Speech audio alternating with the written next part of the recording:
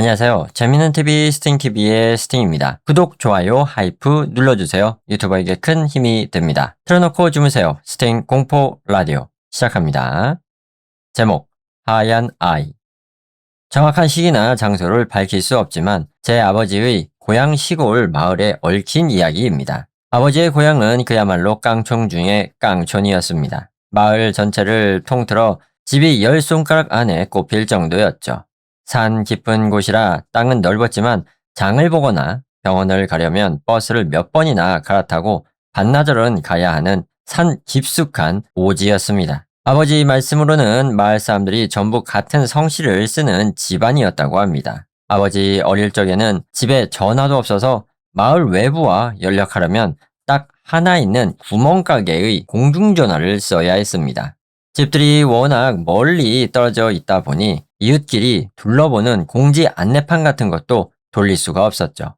대신 이장님 댁에 있는 방송 장비로 마을 전신주에 달린 주황색 확성기를 통해 온 동네에 안내방송을 하곤 했습니다. 그런 불편한 곳인데도 신기하게 젊은 부부들이 몇 쌍 살고 있었고 학년은 제각각이지만 초등학생 아이들도 몇 명 있었습니다.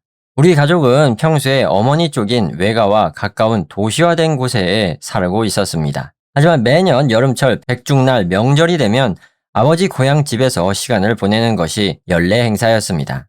차를 타고 몇 시간이나 걸려 찾아가는 그 마을은 자연이 가득한 별천지 같아서 저는 매년 여름이 오기만을 손꼽아 기다렸습니다. 제가 초등학교 4학년이던 해 여름방학이었습니다. 할아버지 댁에서 자고 일어난 다음날 아침 제가 놀러왔다는 소식을 들은 이웃집 아이 A가 놀러왔습니다.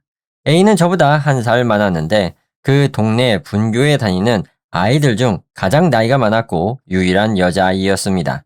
1년에 한 번밖에 못 만나는 친구라 어릴 때는 정말 친하게 지냈지만 매일 남동생들에게 둘러싸여 대장 노릇하던 A와는 최근 몇 년간 대화가 통하지 않았습니다. 저는 당시 유행하던 여자 아이돌 그룹에 푹 빠져 있었고 A는 매일 흑투성이가 되어 칼싸움 놀이를 하고 있었으니 말입니다. 같이 놀아도 재미가 없다고 느껴지던 참이었습니다. 그날 저는 여름방학이 시작되자마자 제 용돈으로 산 반짝이는 비즈 머리핀을 하고 있었습니다. 놀러온 A는 저를 보자마자 다짜고짜 "그거 나 주라!" 라며 제 머리핀을 억지로 빼앗으려고 했습니다. 이제와 생각해보면 A도 사춘기에 접어들면서 조금은 여자애처럼 꾸미고 싶었던 걸지도 모르겠습니다. 하지만 당시 저는 그 소중한 보물을 빼앗기기 싫어서 필사적으로 저항했습니다. 결국 A는 잔뜩 화가 나서 "다시는 너랑 안 놀아!" 라는 말을 남기고 돌아가 버렸습니다. 해마다 명절 제사를 지내는 날 오전에는 어른들이 집 안에서 제사 준비와 추모 기도를 올리기 때문에 아이들은 집 밖으로 내보내지곤 했습니다. 원래 혼자 노는 것도 좋아했던 터라 A와 싸운 게 조금 마음에 걸리긴 했지만 별 탈 없이 뒷마당에서 혼자 놀고 있었습니다. 오전 10시가 넘었을 무렵 마당으로 다시 A가 찾아왔습니다. 아까 그렇게 싸워놓고는 아무 일도 없었다는 듯이 웃으면서 말을 걸어오길래 저는 마음이 놓였습니다. A는 제 앞에 쪼그리고 앉아 짐짓 어른스러운 표정으로 말했습니다. "너한테 좋은 거 하나 알려줄까?" 내가 고개를 끄덕이자 A는 입에 손을 대고 제 귀에 비밀 이야기를 하듯 콧노래를 섞어 이상한 노래를 부르기 시작했습니다. 멜로디는 학교에서 배우는 서정적인 동요와 조금 비슷했습니다. 노래를 끝낸 A는 이 노래가 들으면 아주 좋은 일이 생기는 비밀 노래라고 했습니다. "비밀 주문이니까 절대 어른들한테 말하면 안 돼." A는 그 말만 남기고 집으로 쫓아가듯 뛰어갔습니다. 이윽고 제사가 끝나고 할아버지가 저를 부르러 오셨습니다. 점심으로 시원한 소면과 할머니가 직접 만들어주신 산나물 비빔밥을 가족들과 맛있게 먹었습니다. 배가 부르고 졸음이 밀려오는 저는 제사방 바로 옆방에 가서 대자로 누웠습니다. 눈을 떴을 때는 오후 4시였습니다. 할아버지 댁의 오래된 괴종시계가 댕댕 하고 4번 울렸고 집 안은 하루 중 가장 후덥지근한 열기로 가득 차 있었습니다. 산으로 둘러싸인 마을이라 해가 빨리 저물기 시작했는지 낮과 달리 방 안으로 들어오는 빛이 으스스한 주황빛을 띠고 있었습니다. "아, 내가 잠들었구나" 생각하며 몸을 일으키려 했습니다. 갑자기 머리가 핑 돌며 텅 빈 방 안의 공기가 소름 끼치도록 차갑게 가라앉은 것이 느껴졌습니다. 주위를 둘러보아도 부모님도 할아버지와 할머니도 보이지 않았습니다. 보통 제사가 끝난 날 저녁에는 다 함께 성묘하러 가곤 했으니 자고 있는 저를 깨우지 않고 두고 가신 거라 생각했습니다. 별 의심 없이 저는 다시 돗자리 위에 옆으로 누웠습니다. 할아버지 댁의 돗자리는 오래되어 햇빛에 발에 붉은 갈색을 띠고 있었습니다. 할머니가 매일 닦으신 덕에 반질반질 윤이 나는 그 바닥 너머로 불과 1m도 안 되는 거리에 하얀 떡 덩어리 같은 아기가 저를 보고 누워 있었습니다. 가위에 눌린 것인지 손가락 하나, 발가락 하나 움직일 수 없었고 오직 숨을 쉬는 것만 가능했습니다.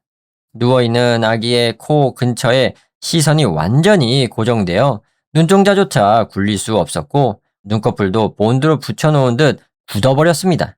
숨이 턱 막혀 비명조차 나오지 않는 절망감 속에서 제 눈은 미친 듯 떨리기 시작했습니다. 아기의 얼굴은 핏기 하나 없이 완전히 하였습니다. 이 무시무시한 상황을 이해하지 못하는 머릿속으로 이건 아기가 아니라 그냥 하얀 아이잖아 라는 생각만 맴돌았습니다. 눈동자는 검은 자위가 비정상적으로 컸고 입은 찰떡에 칼집을 살짝 올려놓은 것처럼 보였습니다. 통통하고 부드러워 보이던 뺨이 마치 부풀어 오르는 떡처럼 기괴하게 툭 튀어나왔습니다. 아, 입을 벌리나 보다, 울려나 보다 생각하는 순간 무언가 잘못되었다는 것을 깨달았습니다. 아이의 입이 커도 너무 커졌습니다. 눈을 움직일 수 없어 계속 바라보던 그 작은 코가 점점 위로 들리며 뭉개지기 시작했습니다. 콧날은커녕 미간 사이로 코 전체가 구겨져 들어가는데도 뺨은 계속해서 부풀어 올랐습니다. 이윽고 코가 있던 자리는 사라지고 입에서부터 시작된 거대한 구멍이 얼굴 전체에 뻥 뚫렸습니다. 방금 전까지 귀엽게 보였던 아이의 얼굴의 대부분이 시커먼 암흑으로 변해버린 것입니다. 마치 새까만 볼링공에 아기의 얼굴 가죽을 억지로 끼워놓은 것처럼 보였습니다. 공포로 미쳐버릴 것 같았지만 눈을 뗄 수가 없었습니다. 깜빡이지도 못하는 눈에서 눈물이 주르륵 흘러내려 시야가 흐릿해졌습니다. 아기의 입은 더욱더 넓어져 마침내 얼굴 전체가 거대한 구멍이 되었습니다. 이제 눈도 코도 뒤집혀서 그 하얀 아기 몸뚱이 위에 머리 대신 식충식물의 거대한 포충낭이 얹어져 있는 것 같았습니다. 아, 나 잡아먹히는구나. 귓가에는 정체 모를 거친 숨소리와 함께 스스스 하는 기분 나쁜 소리가 소름 끼치게 울려 퍼졌습니다. 눈물로 흐려진 시야 속에서 그 통통하고 하얗던 손발이 거미처럼 기괴하게 구부려지며 움직였고 그 식충식물 같은 거대한 구멍이 나를 향해 들이닥쳤습니다. 그 새카만 구멍 속에는 하얀 것들이 빈틈없이 빽빽하게 가득 차 있었습니다. 만두나 찹쌀떡 혹은 주먹밥처럼 둥글고 하얀 덩어리들이 말입니다. 눈에 고여있던 눈물이 뺨을 타고 툭 떨어지는 순간, 아주 찰나의 순간 시야가 맑아졌습니다. 그것은 전부 핏기 없는 하얀 아기들의 손이었습니다. 구멍 속 깊은 곳에서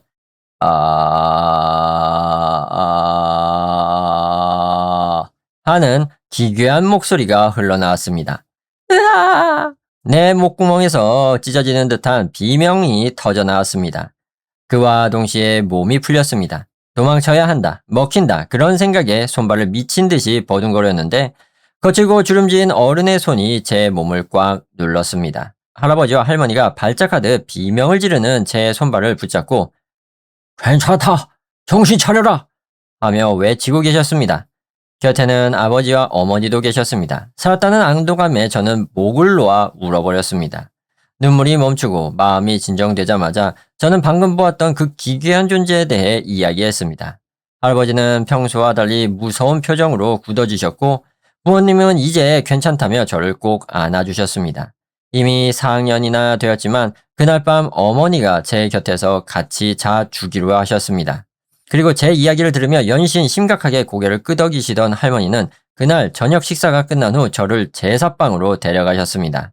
제단 옆 테이블에는 할아버지도 굳은 표정으로 앉아 계셨습니다. 우리 손주, 오늘 같은 무서운 꿈 다시는 안 꾸게 좋은 거 알려주마. 그러면서 할머니는 나직하게 노래를 부르기 시작하셨습니다. 낮에 A가 마당에서 불러주었던 바로 그 노래였습니다. 제가 이거 A가 알려준 건데 라고 말하자 평소엔 늘 싱글벙글 웃으시던 인자한 할아버지가 아무 표정 없이 굳은 얼굴로 자리에서 일어나 방을 나가버리셨습니다. 할머니는 제 손을 꼭 잡고 무릎 위에 앉히시더니 그 노래를 한 소절씩 아주 정성스럽게 가르쳐 주셨습니다. 다시는 무서운 꿈 꾸지 않도록 이제부터 매일 밤 자기 전에 이 노래를 부르고 자거라. 에이 말이 맞단다. 부르면 아주 좋은 일이 생기는 노래야. 그날 밤 잠들기 전에 저는 그 노래를 흥얼거렸습니다. 아버지도 어머니도 그 노래를 알고 계셨고 우리 세 사람은 함께 노래를 부르고 나서야 잠자리에 들었습니다. 다행히 무서운 꿈은 꾸지 않았습니다. 다음날 우리는 할아버지 할머니와 작별 인사를 나누고 집으로 돌아왔습니다. 그날 사건에 대해 자세한 내막을 알게 된 것은 그로부터 한참이 지난 후의 일이었습니다. 4학년 여름방학 이후로 매년 가던 명절 시골 방문은 2, 3년에 한 번 정도로 뜸해졌습니다. 저도 중학생이 되면서 공부와 동아리 활동으로 바빠졌기에 그리 깊게 생각하지는 않았습니다. 그러던 어느 해 이른 봄 할아버지가 돌아가셨습니다. 우리 가족은 처음으로 명절이 아닌 시기에 그 마을을 찾았습니다. 저와 부모님은 목이 매도록 울며 할아버지를 보내드렸고 혼자 남으신 할머니를 우리 집으로 모시려고 설득했지만 이웃들이 도와줄 테니 평생 살던 이 땅에서 뼈를 묻겠다는 할머니의 고집을 꺾을 수는 없었습니다. 장례식이 끝나고 마침내 집으로 돌아가려던 아침이었습니다.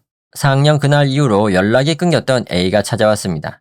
A는 아주 성숙하고 아름다운 숙녀가 되어 있었습니다. A는 저를 보자마자 고개를 깊이 숙이며 그때는 정말 미안했어 하고 사과를 건넸습니다. 무슨 영문인지 몰라 어안이 벙벙해 있는 저를 보고 안방에서 나오신 할머니가 이제는 이야기해 줄 때가 되었구나 하시며 옛날 그때처럼 저와 A를 제사방으로 데려가셨습니다.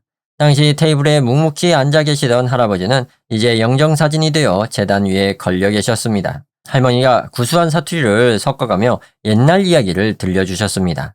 아버지의 고향인 이 마을은 아주 먼 옛날 어떤 큰 잘못을 저질러 사회에서 매장당하고 쫓겨난 한 가족이 숨어들어 오면서 시작되었다고 합니다.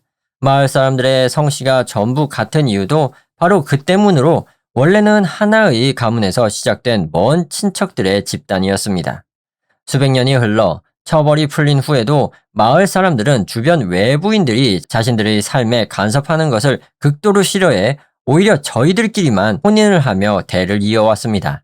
핏줄이 섞이지 않고 안에서만 맴도니 피가 썩을 수밖에 없지 않겠니? 할머니는 씁쓸하게 한숨을 쉬셨습니다. 근친혼이 오랫동안 지속되다 보니 지적 장애나 신체 장애를 가진 아이들이 자주 태어났던 것입니다. 마을 사람들은 그런 아이들을 와고로라고 불렀습니다. 원래 땅이 비옥하고 사람 수가 적어 굶어 죽는 동네는 아니었기에 입을 줄이려고 자식을 버리는 일은 없었습니다. 하지만 워낙 일손이 귀한 오지라 아이들은 중요한 노동력이었습니다. 제 앞가림을 하지 못하고 일도 할 수 없는 와고로들은 장애가 확인되는 순간 가차없이 죽여버렸다고 합니다. 그런 비극이 수년 동안 반복되다가 점차 세상이 변하고 외부에서 며느리와 사위가 들어오기 시작하면서 마침내 장애를 가진 아이들은 더 이상 태어나지 않게 되었습니다.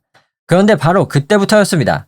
마을에서 태어난 멀쩡하고 건강한 아이가 어느 날 갑자기 흔적도 없이 사라지거나 산에서 잃어버렸다가 다음날 겨우 찾아내면 정신이 완전 나가버리는 등 기괴한 일들이 일어나기 시작했습니다.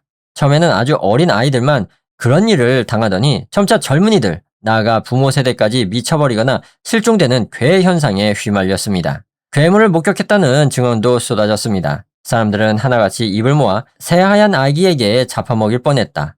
입이 찢어진 하얀 어린애가 쫓아왔다며 공포에 떨었습니다. 이것은 억울하게 죽어간 와고로들의 저주가 틀림없다는 소문이 돌기 시작했습니다. 그도 그럴 것이 과거에 죽인 아이들을 제대로 묻어주지도 않고 산 중턱의 바위 틈에 내버려 두어 짐승과 새들이 뜯어먹도록 방치했기 때문입니다. 장애인에 대한 차별과 멸시가 상상을 초월하던 시절이라 그런 아이가 태어났다는 기록 자체를 지상에 남기기 싫었던 어른들의 이기심이었습니다.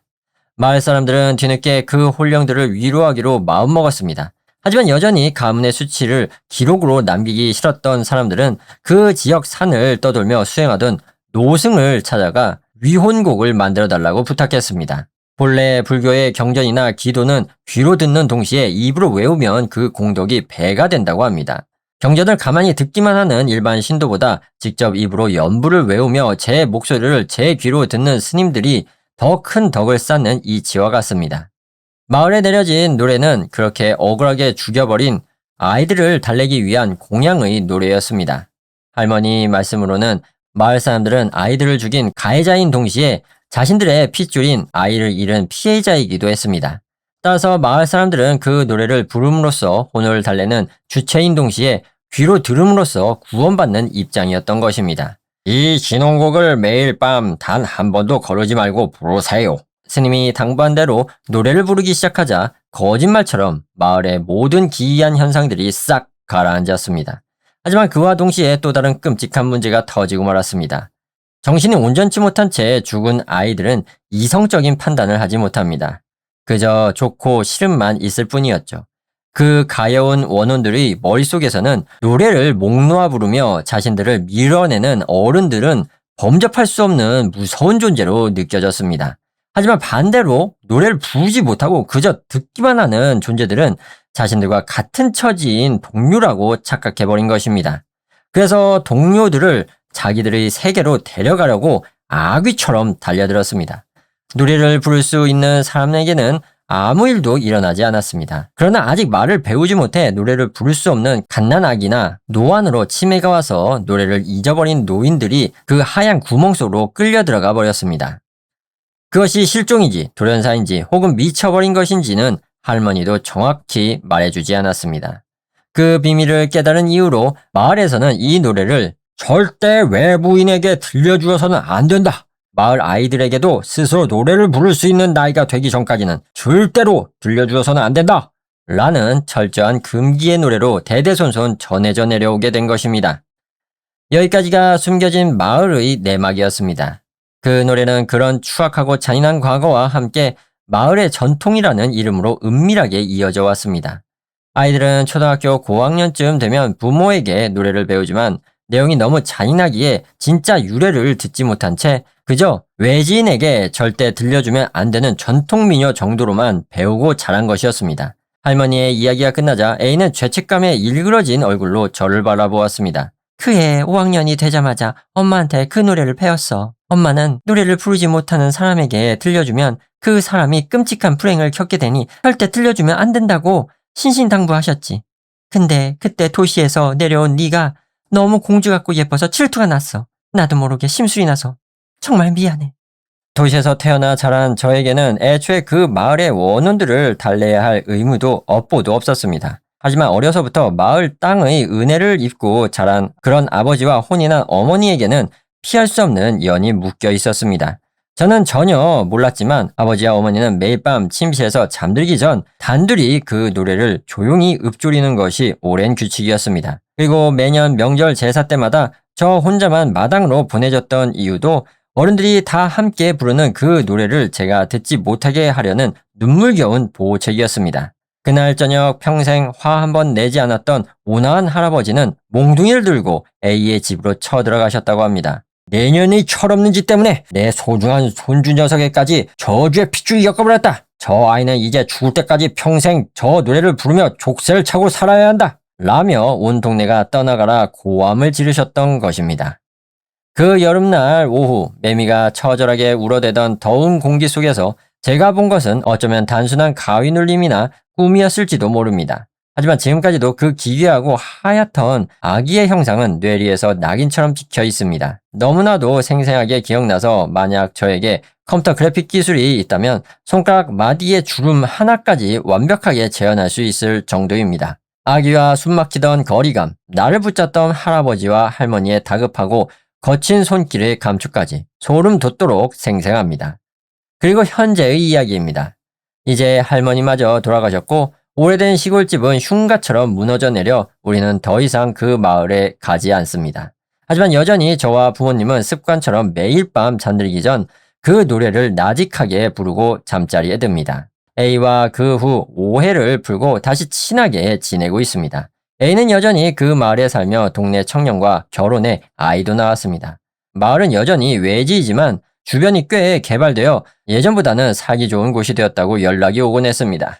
지나간 과거는 다 잊고 이제 행복하게 살면 되는 거지 뭐. 저는 그렇게 스스로를 위로하며 과거를 묻어두려 했습니다. 그런데 몇 년 전 유명 텔레비전 드라마에서 숨겨진 장소로 어떤 아름다운 계곡이 소개되었습니다. 그 전까지는 관광객이라곤 찾아볼 수 없던 깊은 산골이었는데 방송을 탄 이후 연간 수천 명의 관광객이 몰려들기 시작했습니다. 하필이면 할아버지 할머니가 사시던 그 마을 바로 옆 계곡이었습니다. 오랜만에 향수에 젖어 A에게 전화를 걸었더니 A의 집도 작년부터 귀농 관광객을 위한 민박집을 시작했다고 했습니다. 외지인들이 이사를 오고 주말만 되면 관광객들을 상대로 하는 식당들이 미어 터질 지경이라며 싱글벙글 웃었습니다. 한번 놀러와. 판값은 공짜로 해줄 테니까. A의 호의에 감사하며 정말 수년 만에 고향 마을에 발을 디뎠을 때 저를 가장 먼저 맞이한 것은 다름 아닌 제가 평생 동안 매일 밤 저주를 피하기 위해 불러왔던 바로 그 노래였습니다. 전진주에 매달려 녹슬고 부서져가는 낡은 확성기에서 흘러나오는 소리였습니다.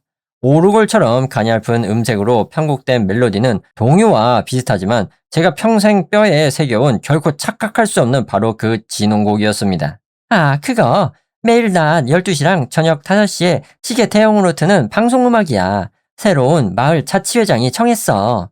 A는 대수롭지 않다는 듯 웃으며 말했습니다. 우리 마을 고유의 전통 민요잖아. 외지인들한테 마케팅하기도 좋고 반응도 아주 핫해. 옛날 어르신들은 이제 다 돌아가셨고 우리 나이 때 젊은 사람들은 그런 캐캐묵은 미신 아무도 안 믿거든. 한심하다는 듯 혀를 차는 A의 옆에서 이제 막 초등학교에 입학한 A의 어린 아이들이 천진난만한 얼굴로 그 노래의 멜로디를 따라 부르고 있었습니다. 구멍가게 옆 식당 앞에는 수십 명의 도시 관광객들이 줄을 서서 그 노래를 가만히 듣고 있었습니다. 멜로디만 나오는 거니까 가사도 없고 아무 문제 없겠지. 그렇게 말하며 웃는 A에게 차마 말할 수 없었습니다. 4학년 그날 뒷마당에서 A가 나에게 들려주었던 것도 가사가 없는 콧노래 멜로디뿐이었다는 것을 말입니다. 원래는 그 노래는 마을 핏줄에 죗값을 치르기 위해 만들어진 것이니 저들과 무관한 도시 사람들에게는 아무런 효력이 없을지도 모릅니다. 하지만 할머니가 해주신 그 잔인한 이야기가 만약 한치의 거짓도 없는 사실이라면 그 깊은 바위 틈에서 썩어 문드러진 채 원기가 된 하얀 아이들이 과연 그 노래를 부르지 않고 멍하니 듣고만 있는 사람들 중에서 마을 사람과 도시 사람을 친절하게 구분해 줄 수 있을까요? 도시 사람들은 굽이굽이 휘어지는 험난한 산길 운전에 익숙하지 않습니다. 도로를 새로 포장했다고 하지만 산세가 워낙 험해 여전히 위험천만한 급커브길이 가득합니다. 최근 들어 그 아름다운 명소를 구경하고 돌아가는 길에 원인을 알 수 없는 추락사고로 사망하는 차량이 압도적으로 늘어나고 있다고 합니다. 아하, 이렇게 이야기가 마무리가 되는데요. 야, A 완전 사이코패스 아닙니까? 사페네, 사페. 아니, 그걸 할머니한테 이야기를 들었는데 그거를 확성기에다 대고 정기적으로 노래를 틀어준다? 이거는 사페야, 사페. 재밌는 이야기 잘 읽었네요.